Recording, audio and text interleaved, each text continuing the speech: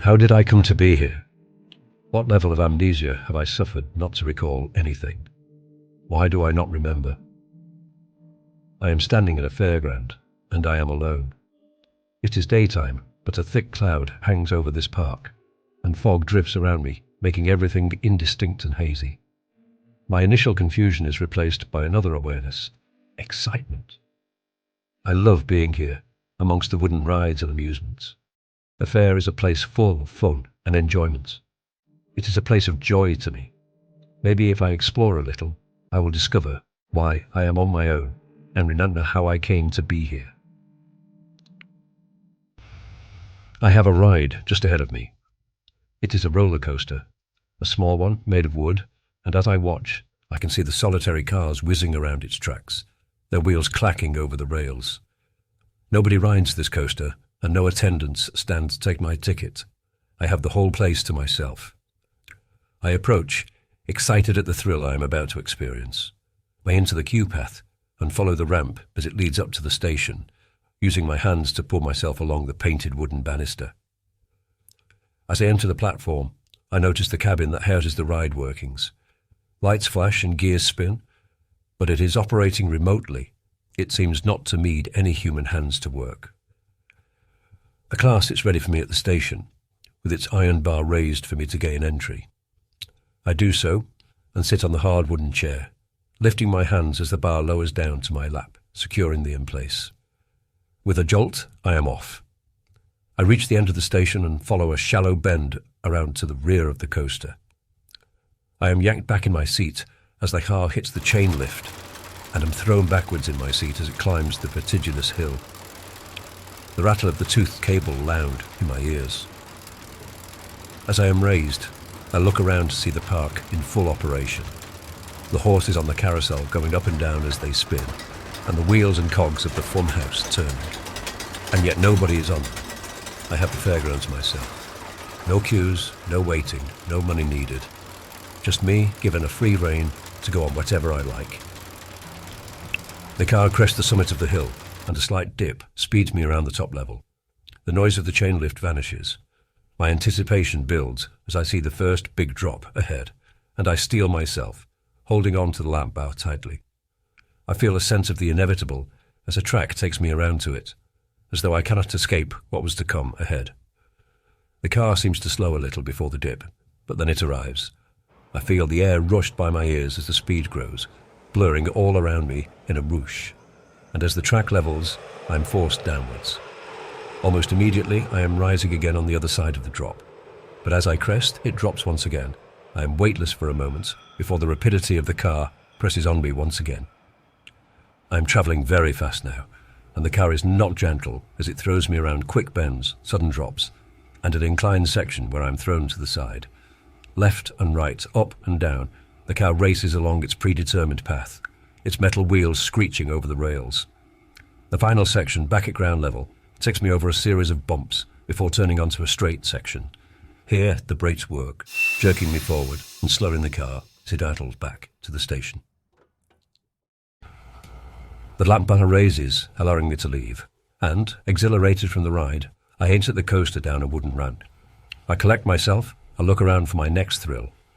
I try to ignore the growing sense of anxiety building within me, sure that an explanation for my presence in this fairground would reveal itself in due time.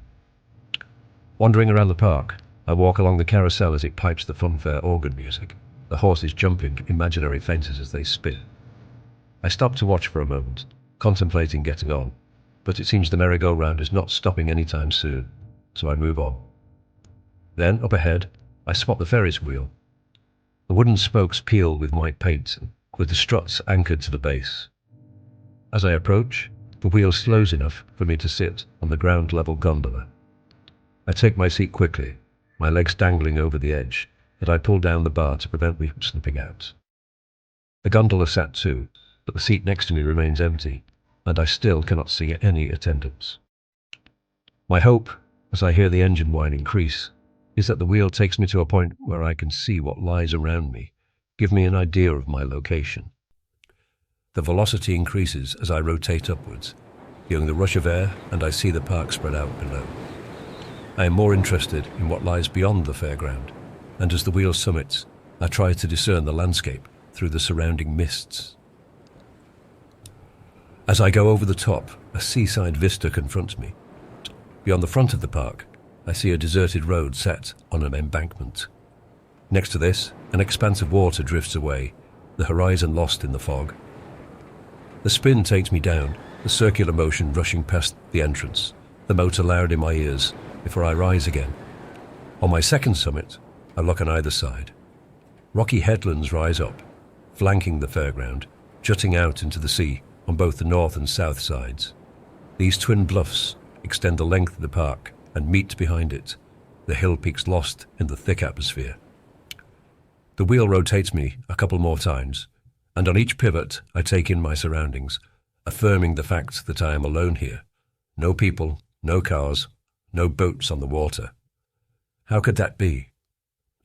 On the final spin, the wheel slows and I jump from a gondola as it hits the station. Another feeling of unease pervades my senses. I explore further there, hoping to find someone to speak to, or some clue as to why I am here. Up ahead is the fair's central plaza, a large square with benches and litter pins. Around the edges, gaudy stalls selling candy floss, ice creams and sweets stand empty. In the centre of the plaza, a glass cage entreats me, and I approach to take a look inside. What greets me is an animatronic clown, sat on a wooden throne, with a smaller clown sat on his knee. Wearing a red clown outfit with white overly ruffled cuffs and collars, it has a large red nose and wild orange hair. The workings spin the throne around, and the clown throws himself about in a realistic fashion, as though mocking all those who look upon him. Even the smaller clown on his lap appears to be deriding me. A most disturbing laugh emerges from the speakers. It is a constant, throaty laugh. It never stops. At times it sounds as though it is struggling for breath, rising and falling in pitch, but carries on laughing with its wild-eyed insanity. I back away, never taking my eyes from it. I cannot define why it scares me so much. This robot clown in a glass cage, but it speaks to me of hysteria and terror. As I backpedal, the laughter fades and I turn away from it. As I turn, I am faced with the next ride. It is a ghost train. The front has a sharp cube platform to an open-air station. It is decorated with all manner of creepy imagery, from skeletons, cobweb spiders, witches on broomsticks, and vampires with blood-soaked fangs. They are animated from unseen mechanical workings. I cannot see the whole ride due to the fog, which appears to billow from the ghost train itself, filling the spaces around me. I approach the station, and from the dark exit of the ride, the car arrives on the rails. It is painted a dirty green, and is circular with padded seats and a lap bar. Driven by the track, the car turns to face me, inviting me to sit. I stand for a moment, contemplating this sense of dread. From the interior, I can hear screams of pure terror, mixed with the electronic whizzes and evil cackles. I cannot be sure the screams are part of the ride. I do not want to go on. It fills me with a horror I cannot comprehend. I need to leave now, get out of this park and return home. That's it. I need to go home now. I've had my fun. Leaving the ghost train behind, I notice the car departing the station and enter the darkness of the ride as I do so. I give the laughing clown a wide berth and head towards the front of the park to the exit. As I near, an arcade building sits, full of slot machines and electronic games. I do not enter, but the windows strobe a variety of colours and the sound of pips and beeps emerge.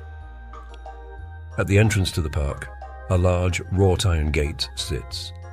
The iron lettering through the double-gated entrance is split into fun and fair on either side, and offers me no clue as to where I am. Next to the gate, an empty helter-skelter stands, its riding mats stacked haphazardly at its base. I leave the park, the noise is fading away, and find myself on the road that runs along the embankment. Ahead, the milky sea comes right up to the stone wall. The tide must be in at the moment. Which way do I go? Left or right? Left the north headland, or right to the rocky outcropping at the south of the road? I saw no town from the Ferris wheel, so my choice is arbitrary. I turn left and begin to walk up the road. I hear my footsteps along the tarmac, and with no traffic, I walk down the middle of the road, looking around me for any hints to my whereabouts. I get colder as I walk, and the mist closes around me. I keep the rocks to my left, and the road curves around it. As the fog thickens, I move to the side so I can keep sight of the land. I can't hear the funfair now. I've left it far behind, with foggy headland blocking my view of it. Shivering, I continue to walk forward, wondering where this path will take me. A few steps later, I start to feel a little warmer, and the mists begin to clear. As I spot what lies ahead, a low moan escapes my lips. A cloudy air parts, and I realize I am walking back towards the funfair. I am approaching it from the south headland. Fear envelops me as I plod forward. I cannot escape. Everything I am is now tied to this place. I feel I have lost control of my actions, my steps guiding me back, and I arrive at the gates where the helter-skelter greets me. Shall I get a mat, climb to the top, and slide back down it?